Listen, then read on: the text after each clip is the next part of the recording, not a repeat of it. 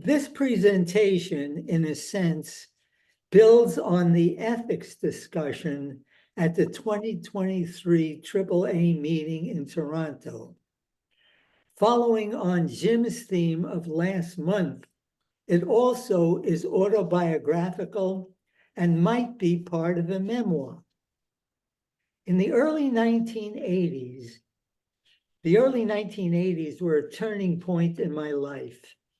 As the decade began, I was a professor of anthropology at the University of Wisconsin-Milwaukee, where I had been on the faculty since 1963, when I arrived as an associate professor with tenure at the age of 31. This has enabled me to conduct research of interest to me without having to worry about the judgment of promotion and tenure committees. I already had conducted a local level community study on the island of Barbados, followed by a project in Brazil, where I was to do most of my research up to the present. As I think I mentioned, I was back last month. The project in Minas Gerais overlapped with politics, marginalizing me somewhat from mainstream developments in cultural anthropology. I was able to return to Brazil shortly after arriving in Milwaukee to pursue the study of local level politics, in which I followed what George Forster called dyadic exchanges from the local to the state and federal levels. In addition to several other projects that I will get to, I have continued to explore and write about dyadic exchanges and politics in Brazil.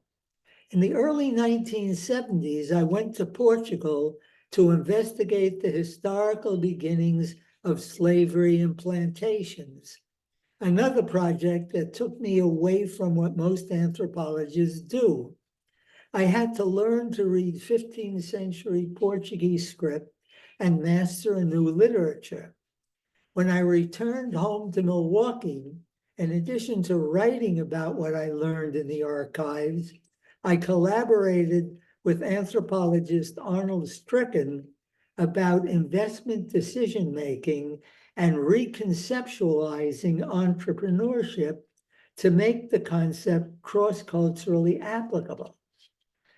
Having been away from Brazil for more than a decade, however, in 1981, I applied for and received a Fulbright grant that brought me to the city of Fortaleza, where I was a visiting professor at the Federal University of the state of Ceará. A few days before classes were to start, an incident occurred that resulted in my academic and intellectual worlds being turned upside down. As I have told the story previously, I was reading the local newspaper when the name of my Brazilian godson jumped at me off the page. The story was about another José Carlos Ribeiro, a Kardecist Spiritist healer, who was reported to be doing remarkable things. The next morning, my wife, Eleanor, our youngest child, Suzanne, and I went to the address in Fortaleza given in the newspaper. When I asked if I might observe him, José Carlos placed a tray of instruments in my hand and said that I may not only observe, but I could also assist him. For the rest of the day, I watched him cut into patients who were not given any anesthesia in an unsterilized setting. There are patients reported not feeling pain, and when I made follow-up visits to other patients, they reported not developing infections and recovering. This is an apology. I had planned to show you pictures of this, some videos, including in the extreme, and I want you to use your imaginations to think about it. one of a patient watching while his stomach was being cut open with an electric rotary saw by an uneducated healer who is actually a bricklayer. So keep that one in mind when I go through some of the other stuff. It may be more vivid than really seeing it. The experience led me to discard the research project I planned to do and devote my energies to observing Jose Carlos. Unfortunately, he was driven out of town at the initiative of the medical community for practicing medicine without a license. Good fortune followed me, though. I was invited to give a series of lectures on qualitative research methods, ethnography, to the Faculty of Education at the Federal University of Rio Grande do Sul in the southern part of the country. At a party given in my honor by the director, I met one of the faculty members who was a practicing Kardecist and head of a local center. Professor Cicero Marcus Teixeira became my friend and mentor, helping me learn the teachings of Allan Kardec, whose writings, plus the way they were modified by Brazilians, informed the surgeries I had observed Jose Carlos Ribeiro perform.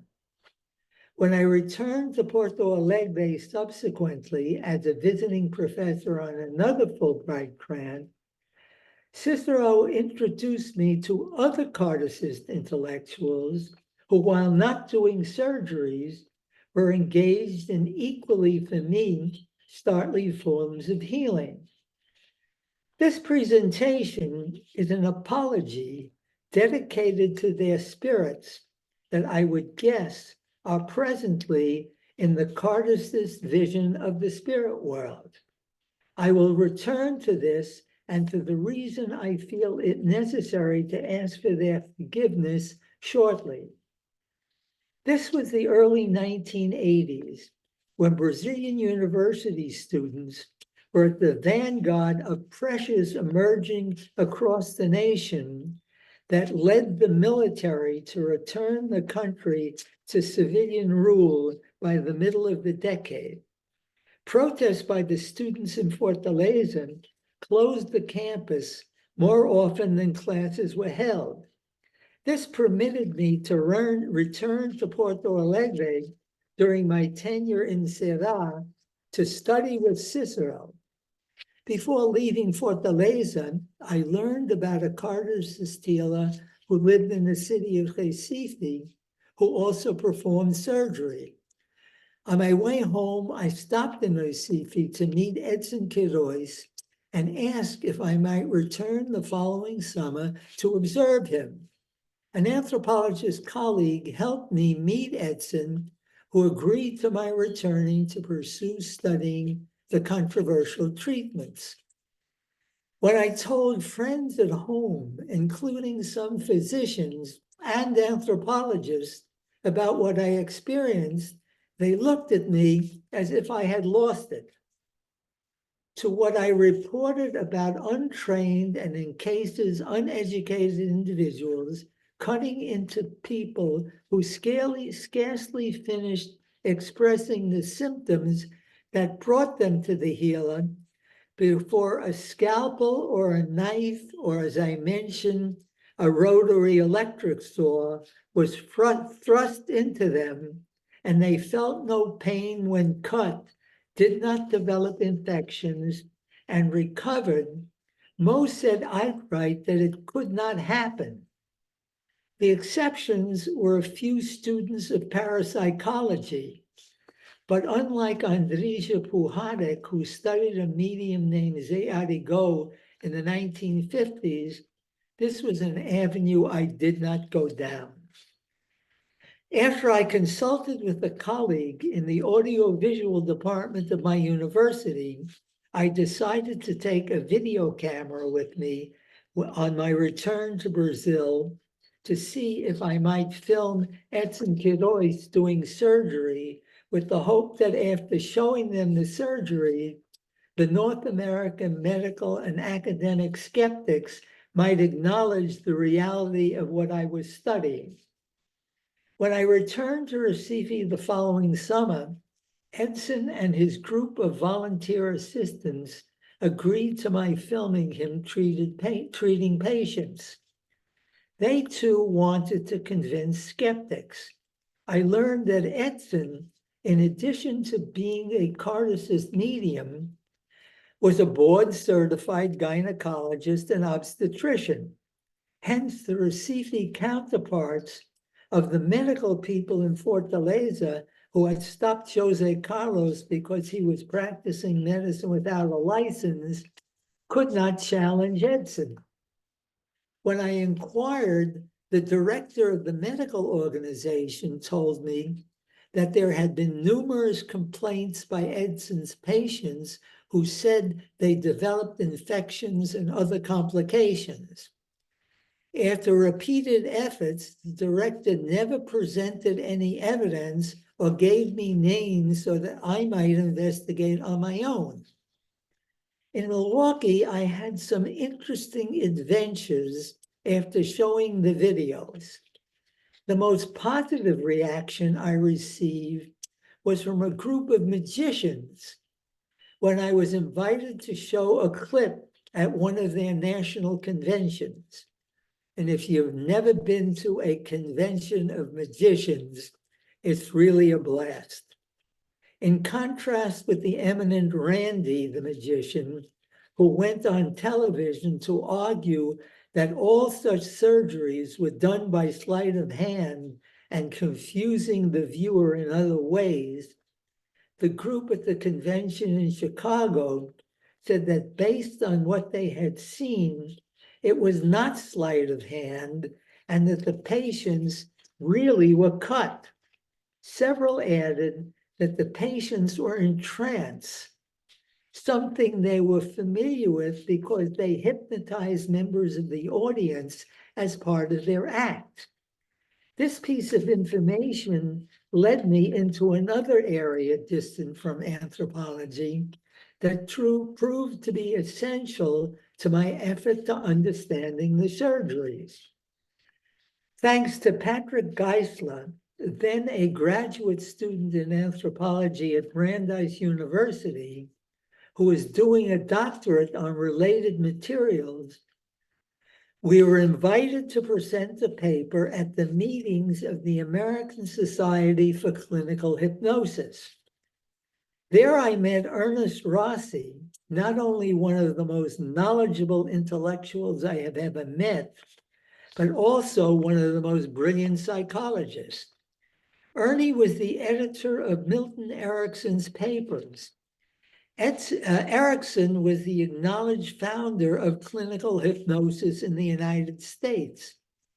Ernie helped me to learn the biophysiology that related hypnosis and surgery to turning on immediate early genes that activate the immune and other bodily systems of patients, leading to their recovery. This understanding helped me resolve the problem of Kardecist healing and surgery so that I was able to offer, as a hypothesis, a scientific explanation for it. In retrospect, I now realize that I succeeded in doing what I was expected to do as a modern intellectual. I was able to offer a scientific explanation for what appeared to be anomalous phenomena. But I had not been true to what I ostensibly had been trained to do as an anthropologist. By this I mean to recognize and acknowledge the beliefs and worldview of those I was studying as a legitimate equivalent of my own. As a cultural relativist who accepts in principle that the way those we study see the world is as valid as the way we do, I should have placed the beliefs of the Brazilian Kardecist on par with those of my own world and not to translate them into the framework of modern medicine.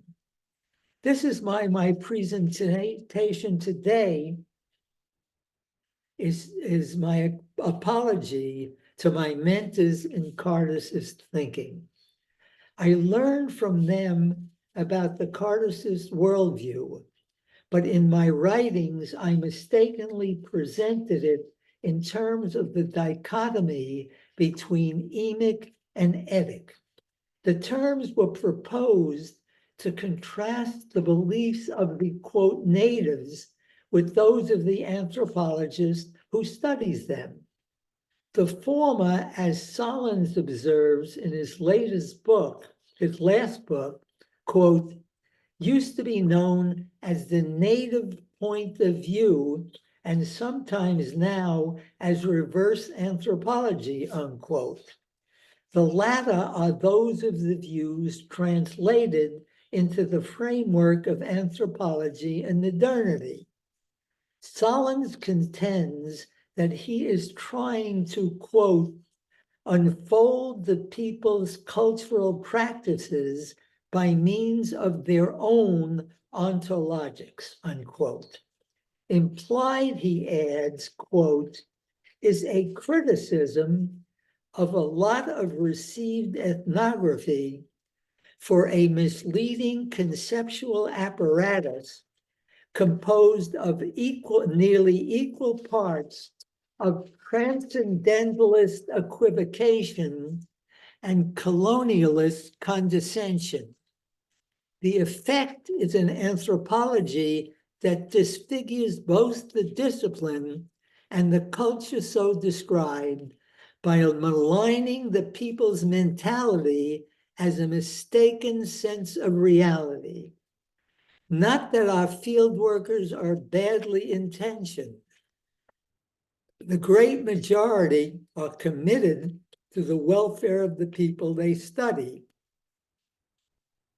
But a too common effect of even the best work is to reduce the meaningful relations of a culture of immanence to the status of convenient fantasies of the objective reality, thus making their culture a fictional representation of ours, unquote. George Montero has referred to this denigration of the beliefs of the people he studies as a form of betrayal. Montero, however, was more concerned with how anthropologists ingratiate themselves with local people who extend hospitality and often friendship. Then the field worker returns home and uses what these friends have given him to write and publish to earn recognition within their professional community and or tenure or a promotion at the university. There really is no way an academic can reciprocate appropriately, but Montero's point is well taken. The problem, I might add, is unique to anthropology, as we are the only academics who go off to study other people in other places. Our social science colleagues tend to do their research in their own culture and do so using survey methods. Hence, only rarely do they interact with the object of their investigation, and certainly not with the intensity anthropologists do. In a sense, this makes us permanent outsiders. We are outsiders in the locales where we do our research, and we are outsiders in the academic settings where most of us work. Our social science colleagues at times even denigrate our research as being unscientific. It is not based on objective surgeries and generally have little interest in the wide variety of local level data that fascinates us. I did not disfigure what I learned from the Brazilian Kardecist or make it a fictional representation of our culture. I did my best to respect it, but I may have denigrated it unintentionally by attempting to reframe it in scientific terms. I'm sorry, that's my phone. I can't control it. Maybe you can hear me over it. It's spam, yeah. My research into Kardecist Spiritist healing and with the ontology that informs it was unusual in anthropology. I was not studying a, quote, primitive or peasant group. The intellectuals were not slum dwellers or people at the bottom of the sociocultural hierarchy. They were sophisticated people who were successes by the standards of the modern world. Cicero was a university professor, and others like Edson Queiroz and some of my friends in Porto Alegre were medical doctors. All, however, while acknowledging the importance of modern science, had chosen the Kardecist view of the world that made possible practices that were anomalous in our culture. By choosing to study these anomalous behaviors, I became an oddball to most of my academic colleagues, even some anthropologists. I also was an outsider to my Kardecist colleagues, even though we were fellow academics and scholars, since I was learning something from them that had no place in the academy. It was publicly available knowledge that some Kardecists are striving to have accepted in the academy. But in Brazil, it is still taught at Kardecist centers. I should have accepted what I learned from them as being equally as legitimate as the biophysiology I pursued to explain what, from the perspective of science, was not supposed to happen. Let me now turn in summary form to the beliefs and the worldview I learned from my Kardecist Brazilian friends that informed the surgeries and other treatment that I haven't shown the respect that I should have. Excuse me. They rest on the writings of a 19th century Parisian schoolmaster from Lyon named Hippolyte Léon Denisard Rival, who published his writings on Spiritism under the name of Allan Kardec. Brazilians later modified his teachings, removing them from the framework of modernity in which Kardec placed them, moving them into what Sahlin and Max Weber referred to as an enchanted dimension that is infused with beings modern science doesn't acknowledge. Kardec accepted the Genesis presentation that when God, who for him is the supreme intelligence, created humans, they were composed of a mortal material body and an immortal spiritual soul that Kardec calls a spirit. But in his view, God's created spirits first and located them in a separate domain of reality. Spirits then come from this domain in a series of incarnations in which they occupy the mortal bodies that populate the material world. Each spirit, according to Kardec, is expected to come to the material world periodically. When it does, it attaches itself to the material body it will use to learn lessons that, when mastered, will move it along a path or that will lead to moral perfection. Spirits are attributed free will, however. Hence, they need not necessarily master the lessons they incarnate to learn.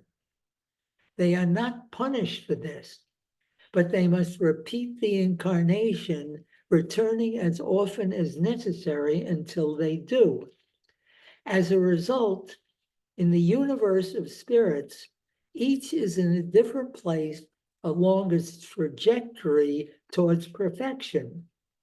Kardec used the word karma to refer to what may be thought of as the score of all of the advances and lack thereof each spirit has at any point in time. Kardec accepted the North American spiritualist belief that those on the spirit plane and those on the material one may communicate with each other. This understanding came across the Atlantic with the revival of the belief in spirits that had its origin in upstate New York. Seances were held at which Ouija boards were used by those present, most often to communicate with deceased relatives. Kardec used the practice to ask those who led seances across the world to request spirits to respond to a series of questions, the answers to which he consolidated in several books that have become the closest thing to a Bible his followers have. When Kardec's thinking arrived in Brazil, its mostly elite followers established centers at which they passed the teachings on to the masses. The centers were in urban areas where they often were close to the terreiros, literally places where slaves and later freedmen and women practiced the beliefs their ancestors brought from Africa. These practices included short-term possessions by the deities who came from another domain of the bodies of their devotees, enabling them to interact with the members of the religious community. Kardec's Brazilian followers adopted this practice of spirits temporarily inhabiting the bodies of the incarnate. Spirits soon were acknowledged as coming from the spirit world and interacting for short periods of time with those on the material plane without reincarnating. This modification of Kardec's teaching was essential for understanding the surgeries and other forms of healing I was trying to understand. To see why, let me return to my discussion of reincarnation. Spirits with negative karmic balances in Brazil may return temporarily to the material world and by using the body of a living person, perform acts of charity that will improve a negative karmic balance. Doing charity is the most important value in the Kardecist belief system, and perhaps the most highly regarded form of charity is helping the sick. Hence, spirits who were doctors or healers in other cultural traditions in a previous life who have a negative karmic balance may redeem themselves by coming from the spirit world temporarily and through a medium treat the sick. This is the story told of the ubiquitous Dr. Adolf Fritz, who I observed and filmed doing surgery and performing other treatments using the body of Edson Quiroz and several other mediums. In addition, spirits can bring with them from the other world all that is needed to anesthetize patients and sterilized where they're working. By the way, mediums can receive spirits who do other things like write symphonies, write books, and do all kinds of things that isn't as highly valued. But you can just imagine a spirit coming back and painting in the likes of a Rembrandt or so on. Okay, my friends in Porto Alegre reversed the direction of coming down from the other world. If spirits could come from the other dimension to heal, bringing with them what they needed, why, they asked, couldn't mediums send the spirits of the sick to the spirit world to be treated there? The problem is how to separate a spirit temporarily from its material body, and then how to send it to the spirit world.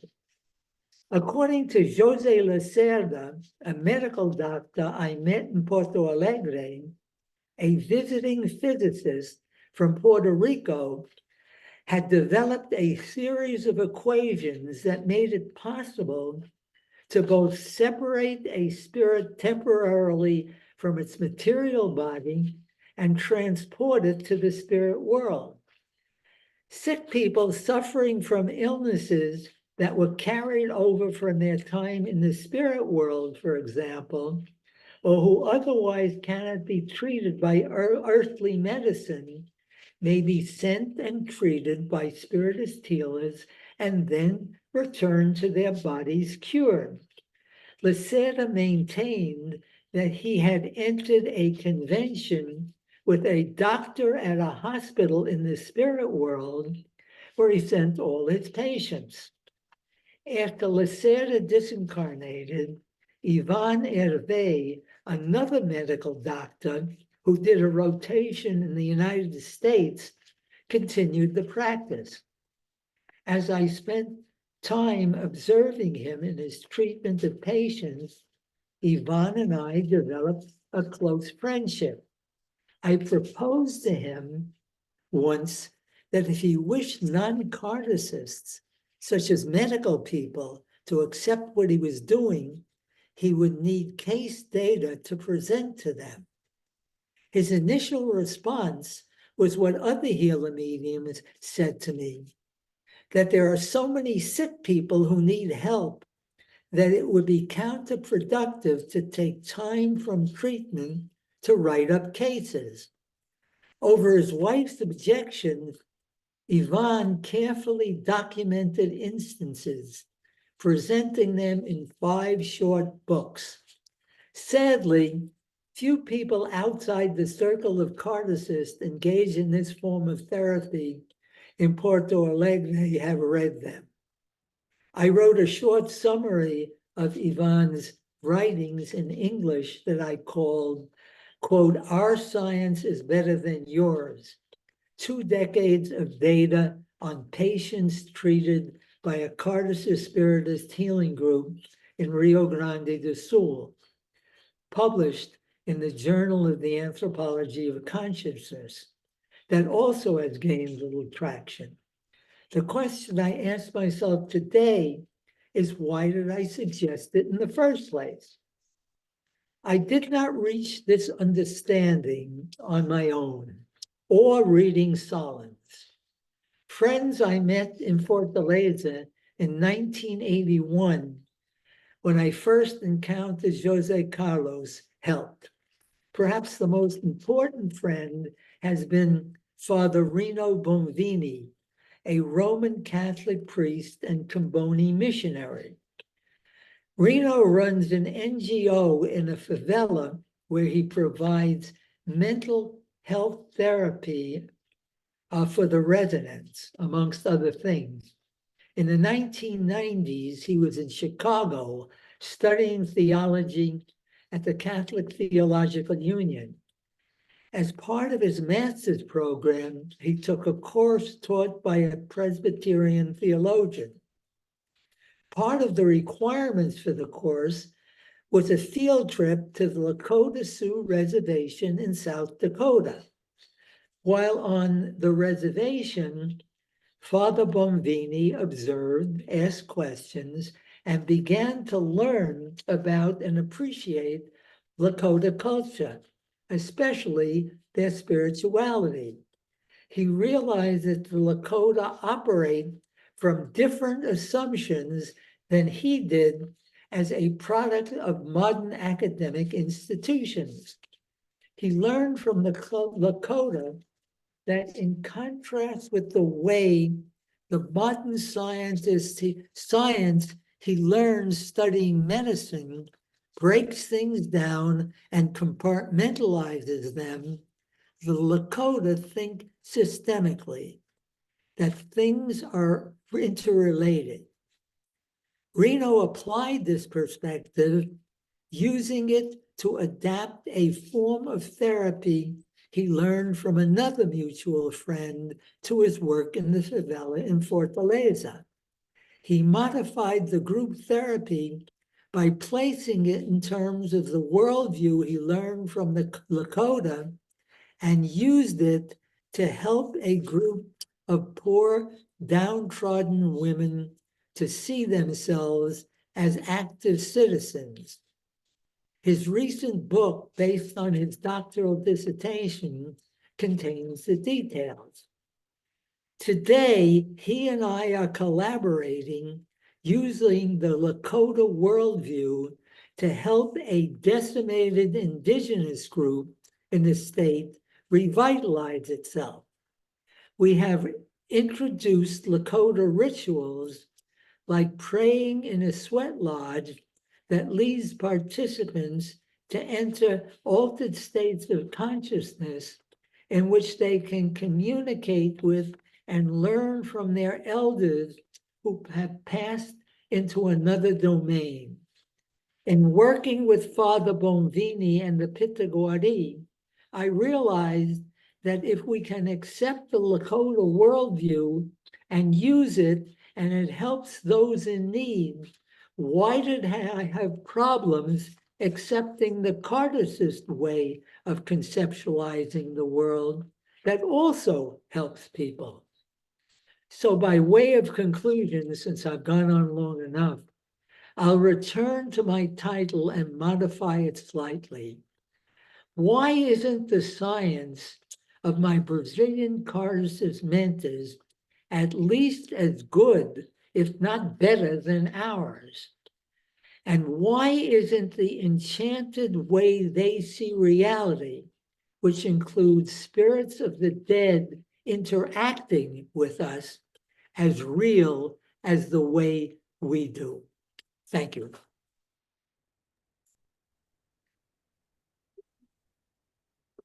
Thank you so much, Sid. That was so thought-provoking, and I'm sure there will be people who want to make some comments or ask questions. So could you, hover down at the bottom of the screen and do the raise hand so that we can do it in the orderly way, and then who wants to go first? Maybe just one And person. unmute yourself when you do.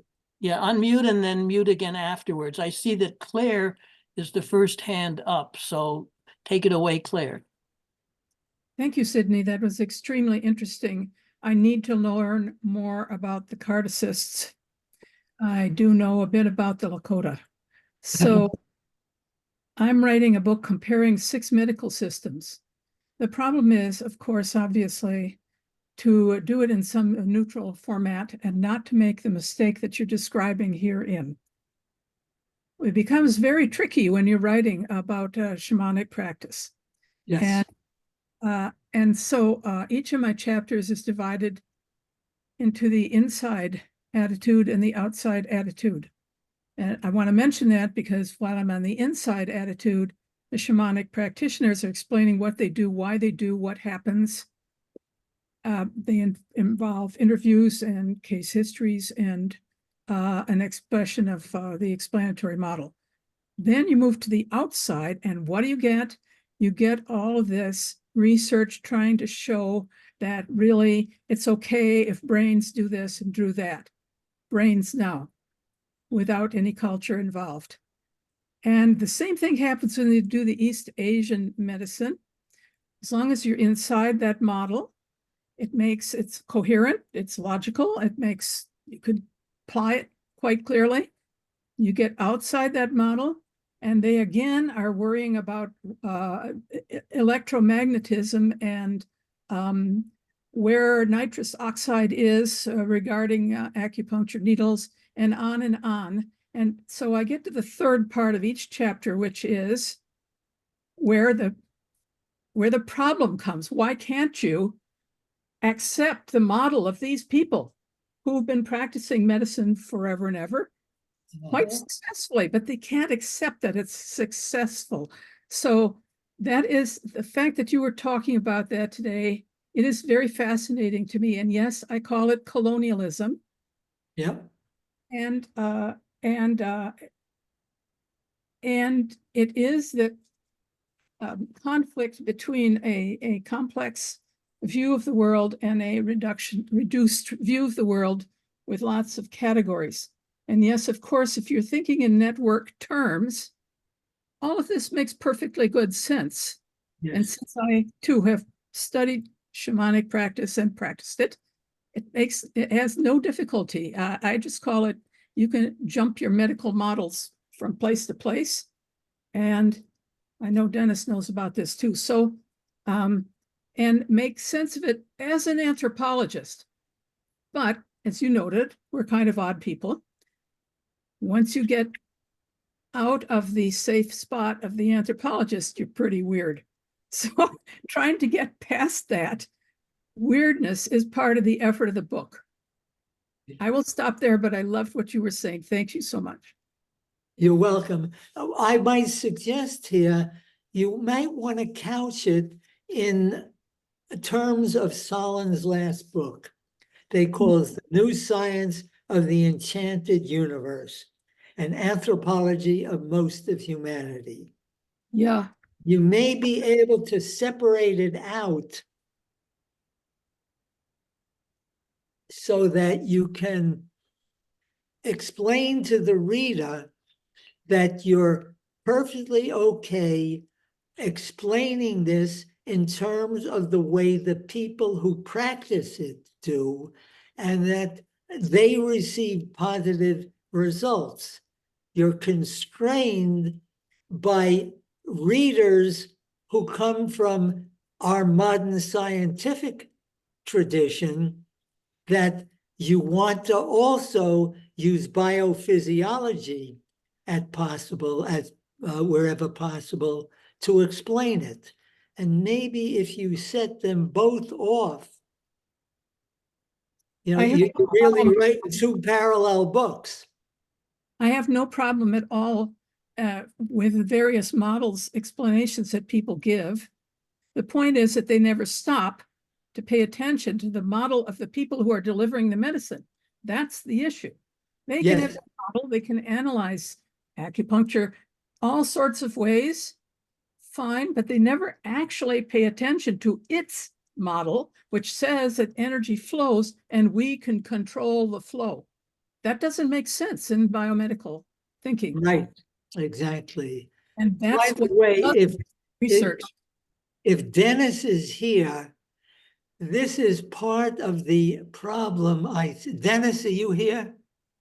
Yes, he is. Yeah, he'll get a chance to talk too. But no. The point is, I want to just mention this because this is part of introducing anthropology into medical school programs and trying to explain to physicians or would-be physicians that there are other people who have other systems of healing, and you have to at least acknowledge them, especially where it works, and make sure that you don't overly pressure patients who may be stuck having to make a choice between two systems. Okay. Suzanne, you were next, but I wonder if Dennis has any comment to follow this train of thought before you go. I'm going to let Suzanne speak first. She had her hand up, and I'll be collecting my thoughts. Collecting. I have a fairly simple question. Also an observation. A friend of mine was in China observing heart surgery done with just acupuncture as the anesthesia. So, but my question, it's sort of an obvious one that any Western trained science would ask, is that can you be sure that there isn't any infection? I mean, has anybody really done any follow-up or any kind of systematic follow-up? It would be easy to say, but it would be hard to believe if nobody'd really done any kind of follow-up work. I don't claim to be a medical doctor, but I have followed up patients. In fact, I did a survey once of patients treated by one of the healer mediums, and asked specifically about all kinds of potential symptoms they had and how they compared different forms of treatment, and I've never discovered any infections. Thank you. And I may add, I'm trying to come up with this. I think there was a student at the University of Tennessee who also did a survey on this. So at least there are a couple of things in the literature. If no one else is ready to go, I see that Carrie put a note in the chat. You have a very different conception of the emic etic distinction and function, more apologia than insight. And I wonder if Carrie wanted to speak to that, because that occurred to me too. Are you there, Carrie?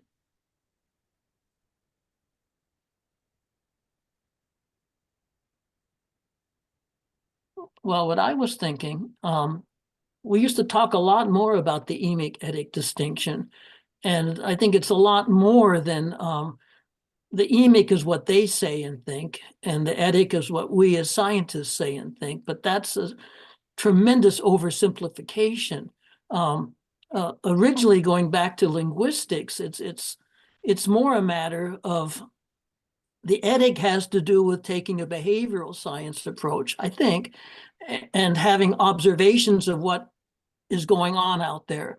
And in principle, an external observer who's an anthropologist or a person who's an insider would come up with the same kind of etic account, whereas the emic account is what people think and say.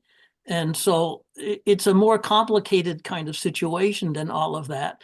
So we can't just be these positivist scientists and set up a situation and observe it and say seeing is believing. That was clearly shot down when you talked about how magicians can manipulate what is going on. And so you don't really know just by observing something. The eye can play tricks on you, or people can play tricks on you. So it's quite a complicated situation. But I don't know what that objection was about the emic and the etic, but it is something that I think is still a useful way to try to figure out how we as outsiders come in, or even as an anthropological insider would try to differentiate between what was going on and how it can be understood, how it can be explained, how it can be interpreted. Okay. I can say something now. So thank you for thinking of me to be able to say something on this. Many of the experiences that you had, Sidney, are repeated over and over, in various contexts as anthropologists enter those communities around the world where we're part of a healing modality, a healing tradition, sometimes ancient. Ayurvedic medicine is 2000 something, and Chinese medicine and biomedicine is basically originating with the scientific method and entered in the United States from France and Britain in the 1890s. So it's relatively a new cultural configuration of healing. based on the scientific method and observation of material things. You need evidence, and mostly just looking at the body, and not necessarily needing to understand or to even heal with the same language or even talking to people. It's just treating the body, and that's an extreme form of biomedicine. And Claire's, our expert here on comparative models. But I've taught medical anthropology using comparative healthcare systems for, decades. So in my early years in the 1970s, I was very much involved in Oklahoma among Native American church Pietists, use of a cactus. It's an ancient tradition among Native Americans. It's Native American church is one of the largest intertribal religions in Canada and the United States. And during that time, I published this in about 1983 or 4 in the journal Medical Anthropology. Pietism, big and little known pietism, is healthcare delivery systems. And so from that, I was able to, it took about 5 years involved. I lived in Oklahoma for almost 10 years. And so for about 5 years, I was intricately involved with the Native American church peoples, especially in northeastern Oklahoma. And so for 1 year, I and my wife, we were able to focus on all the times that we were invited to peyote meetings. And I recorded what the purpose was, why people were being called together. And 66% of the times it was usually for a healthcare reason on a specific individual. And so the paper, details these, and most of the times it's physical ailments that were being healed. Hernias, and there's even a case of blindness where a person was blind in one eye, and so that they have a traditional healing system that can bring forth these healing qualities that Sid's portraying. But I was also involved in understanding where they were in context to biomedicine. So many of these people who were practicing pietism, especially the people who were having symptoms, were also being seen by the Indian Health Service. And so I would go with them to the hospitals and be there with them, so the individuals that I was engaged with. So I observed both of those contexts. And so in that paper, I say that that's complementary. That's a traditional healing system is complementary to the biomedical system.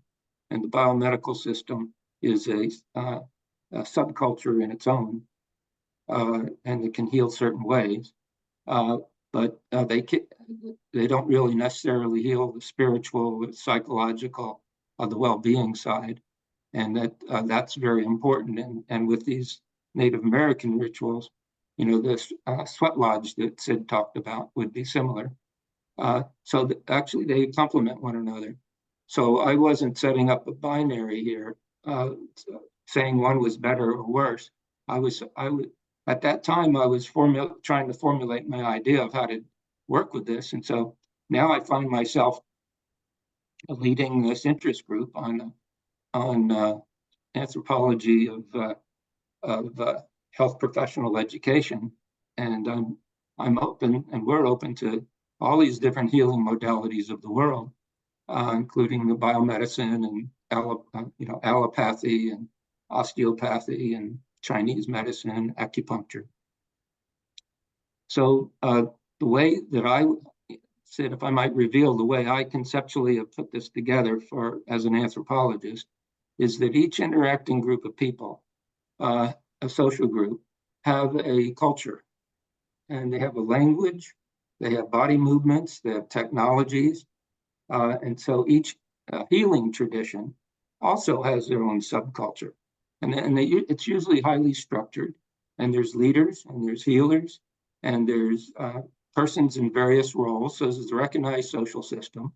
There's a recognized ideology or explanatory model. And there's very specific material culture items. Yeah. You know, stethoscopes and x-rays with biomedicine, or Yeah. peyote and cedar, fire, water, corn, for the Native American people, peyotes. And so that by doing that, it's a cultural relativist way of portraying things. And I then don't say one or the other is better than the other. It's relative to the group of people that are being treated. And if they have faith in that way of life and in that subculture, then these kinds of things can happen in very positive ways for them.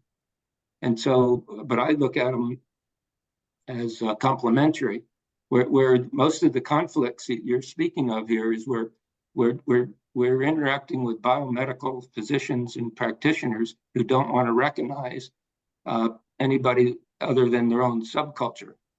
And that, you know, that's the universal form of ethnocentrism that we have. Yep. You know, groups of people are ethnocentric. They believe their ways of life are best, and they'll create borders. And so how do we so my challenge is how to bring forth this discussion at the professional level for the Society for Medical Anthropology, where we have this discussion of the various healing modalities of the world, and how are anthropologists engaged in each of those healing modalities in an educational kind of way, bringing anthropology principles or methods, or anthropologists actually being trained as healers in the various healing traditions and leaders in those healing traditions.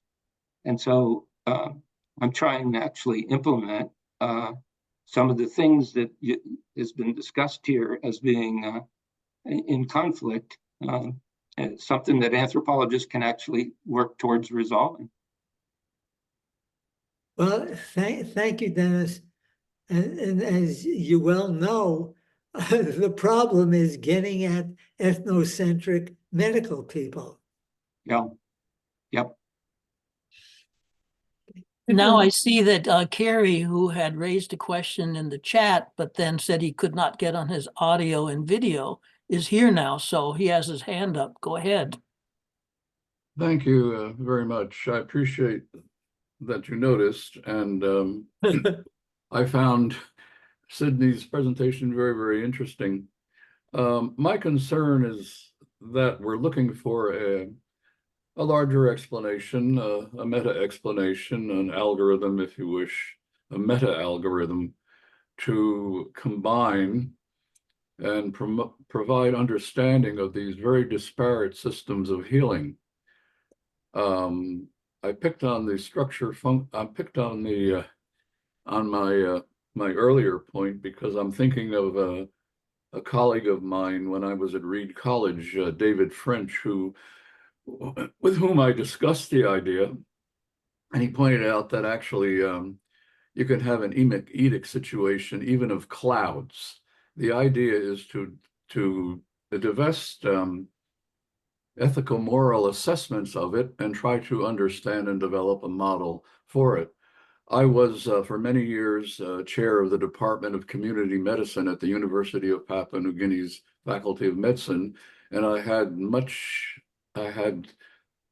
a great deal of contact with the difficult interface, often not accepted, of people who would come into the hospital. I was also a consultant in the psychiatry program there under Dr. Professor Burton Bradley, KBE. They would come in, you could speak to them or have friends who spoke to them in their language or in Pidgin. Pidgin's very functional when you get to be fluent in it, and I was, that they've been sorcerized. And so we had this dichotomy of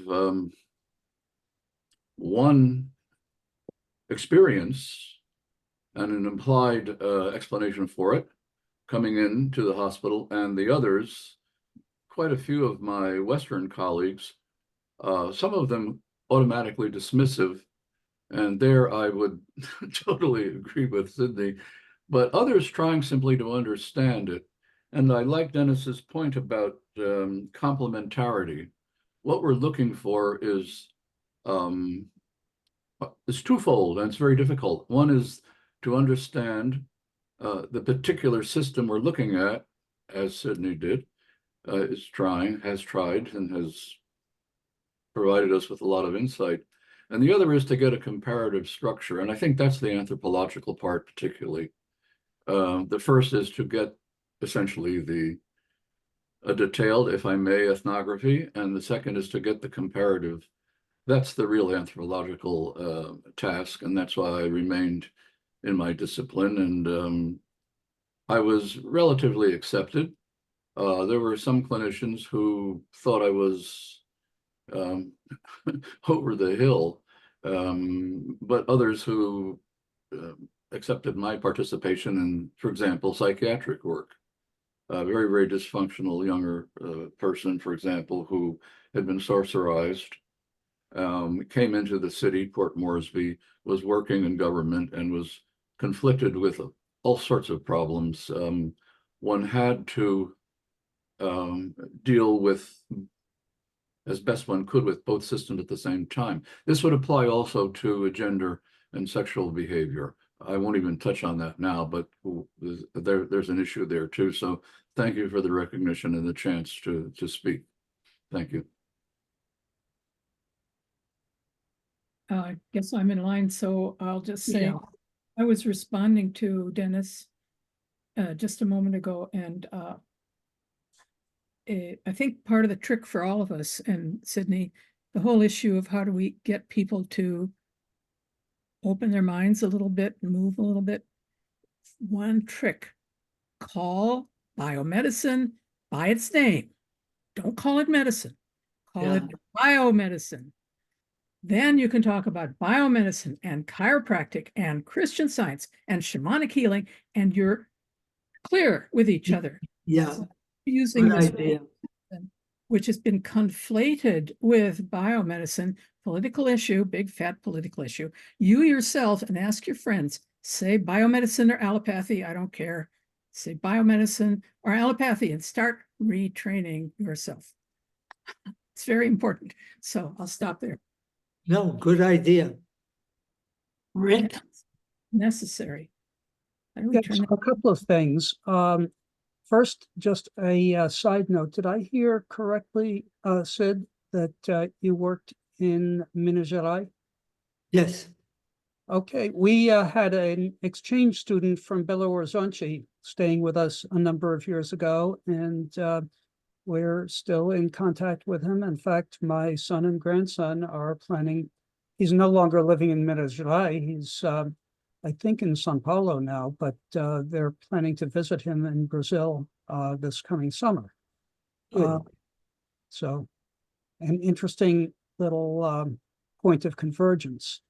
On the question of respect for other people's views of medicine, or more generally causality, I'd suggest that it's a pretty complex issue. And one of the reasons is what has sometimes been called multiple voices. Not everybody in a particular community shares the same notion of what's going on. And I could bring that back home to the United States. What do we say about people, about anti-vaxxers, for example?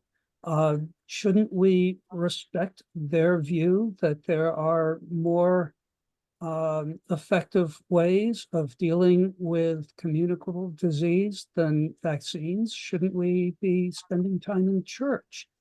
And that brings me back to an issue that I encountered on Anuta a number of years ago, a Polynesian island in the Solomons, where the chief decided that the reason that people got sick and sometimes died was that they were counting on Western medicine rather than Christianity and the grace of God. So he banned the use of medicine on the island and through the first aid center off the island. Most people on the island were very unhappy about that, and there was a lot of pushback. And within a few years, that banishment of Western medicine had been rescinded, not because of any Western interaction or intervention, but because the feeling on the island was that strongly in favor of embracing Western medicine to the extent that it could be embraced. And then I'll go one country further west and look at Papua New Guinea, where there are a lot of people who, as Kerry was mentioning a moment ago, attribute illness and death to witchcraft.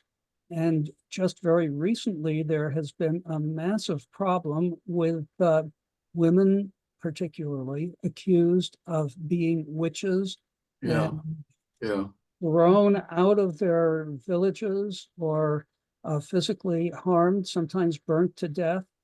And Sometimes killed, yeah. what I'm getting at is that this is a very complicated question.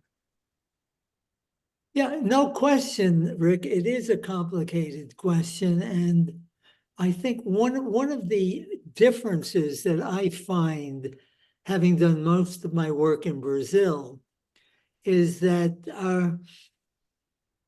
Brazilian culture generally, and as a national system, is very open. And there are a number of diverse communities that you can go to a Kardecist healer and it's voluntary. And you could also go to an evangelical church in the same sense. And I should pause on that because it's only the evangelical churches that are intolerant, and that's creating a special problem in Brazil because they tolerate nobody but their own tradition, and even include referring to everybody else as the devil. So that's a problem. But aside from that, you as an individual in the society are able to go to any of the varying options. And if one doesn't work, you choose another. And efficiency is the primary goal, including biomedicine.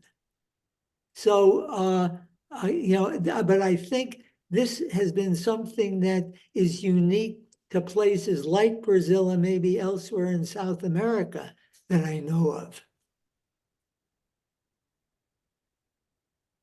Okay, yes, I think you've opened a very important and fascinating area for conversation, and maybe looking not at 2024, but at 2025, this might be a good topic for a AAA session.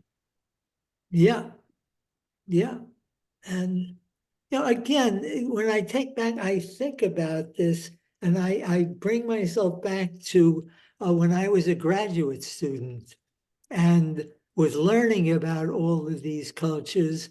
And, the whole idea was, what about their own legitimacy? And then I guess it was just having too much contact with biomedical people and other scientific people, and me getting outside of anthropology too often with what I did, that got me to the point of being a little more ticklish, shall I say, about what others are saying. I see that Dennis is ready to speak again. What pops into my mind is if we can imagine a plurality of healing systems that are compatible with each other, or are there inherent conflicts?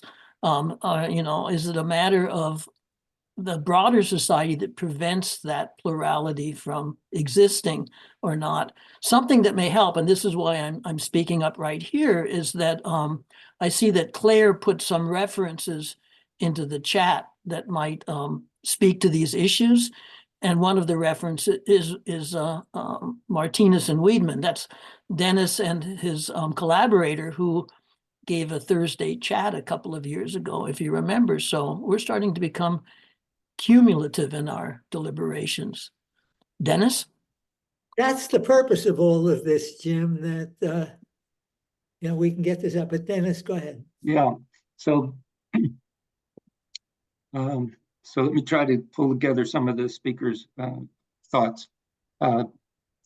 This idea of biomedicine as its own culture. So Claire's saying, well, let's call it what it is, biomedicine. Paradigm is biological explanations, so it goes with that. Scientific medicine, cosmopolitan medicine, Western medicine. And so in that book, the anthropology in medical education, how that came about is that Iveris and I were involved in I was a planner for my university, strategic planner, and I helped plan our medical school, new medical school. And I was able to put into their planning documents the ideas that physicians would be trained to understand local peoples and neighborhood settings. And so Iveris Martinez came along 10 years later when the school started, one of the first faculty. She then led implementing that. And so that the first year students don't go in the clinics to be trained. They're actually assigned with the neighborhood. So there you can see a local emphasis, ethnography on actual healing and lived experiences is built into that medical school. So Sid, you asked us, how do we do this? And so that's what came about. And then as we presented these at the SFA meetings and the AAA meetings, we would call together other anthropologists that were working in medical schools. And I can see Stephen Schenzel is here, and he was one of the discussants at one of our sessions. And so he has grand experience at this also. But what the book came about was we had all these chapters, 18 anthropologists in 7 different countries talking about their careers in medical schools and all the challenges and issues. And in the concluding chapter, we were able to summarize it in a comparative analysis of describing biomedical culture, the culture of biomedicine. And so once we understand there's a culture of biomedicine, and then we can understand our cross-cultural comparison theories in anthropology, that's a culture, that's one culture, and then there's many others, and then they're trying to help people of different cultural groups. So after my PhD in Oklahoma, I was hired here in Miami at the University of Miami by Hazel Weidman, one of the founders of the American Society for Medical Anthropology. She was studying 5 different ethnic groups here in South Florida around the biomedical hospital and why they weren't going to the biomedical hospital. And she described all the different healing traditions in each 5 of those.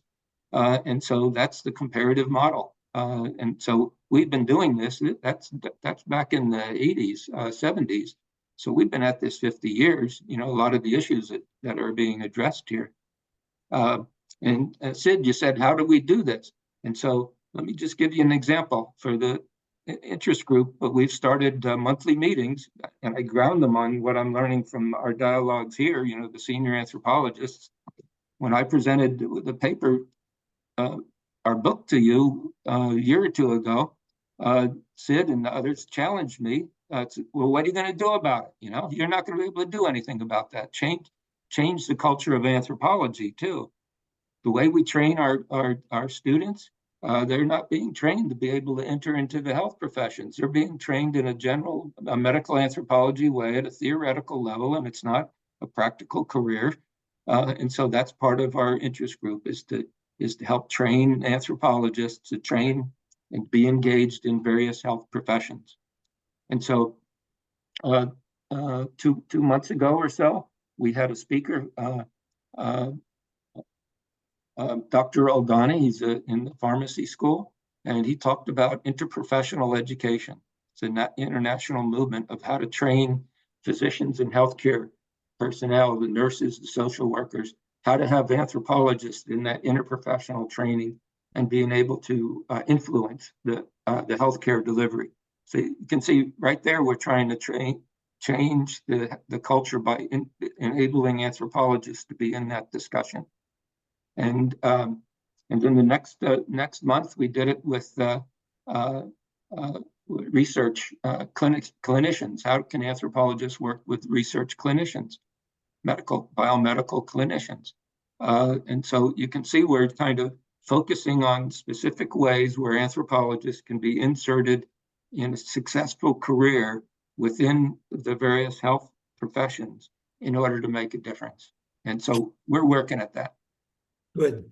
You know, going back to the broader problem, we live in modern societies that have legal systems, and our legal systems privilege biomedicine, at times being excluded. I mean, the example that I gave of the healer Jose Carlos being run out of town by the medical establishment.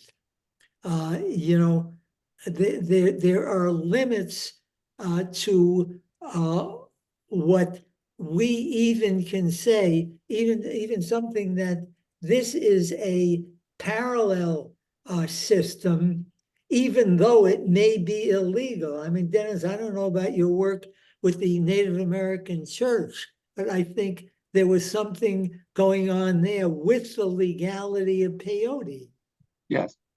And so I published on that also in Peyotists at the founding of the state of Oklahoma, the Constitutional Convention. And so there they, when the state was founded in 1907, they got together and organized in a way where they were invited into the Constitutional Convention because there were laws that were going to be put into place that were going to outlaw the use of peyote and Native American medicine as a whole. And so in that paper, in my analysis of the historical time period, it turns out that in about 1903, the American Medical Association put together, they had enough dues coming up from their members throughout the country that they then budgeted a national legislation committee to then influence the policies in the states regarding the practice of medicine. And so there was a concerted political economic initiative by the American Medical Association in order to do that. And so I had the problem of understanding from the documents of why Quanah Parker and all of these famous Native peoples were being excluded from being recognized as healers in the state of Oklahoma. There's 40 different tribes there, hundreds of years of traditional healing, and that law would exclude all of those voices of the Native peoples. And so what I ended up figuring out was that it wasn't an exclusion of Native American medicine. The American Medical Association was excluding any other kind of medicine practice that wasn't their own from their accredited schools, trained by their people. Anybody else, it's considered not even a medical system to be acknowledged by state law. And they were successful at doing that. And that's called the biomedical hegemony that occurred. By 1920, they had it firmed up in the United States, and then they took it internationally. Mm-hmm. So that's what you experience in those countries. The biomedical profession was so well organized that they were able to influence state national policies to exclude everybody else, not only the indigenous. Claire's probably, Claire and I have talked about that some, and so she's knowledgeable of that transition also. Yes, I wrote an essay about the AMA for my book.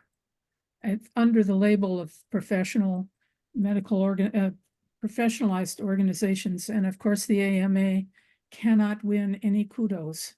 It has been against everything that came against it.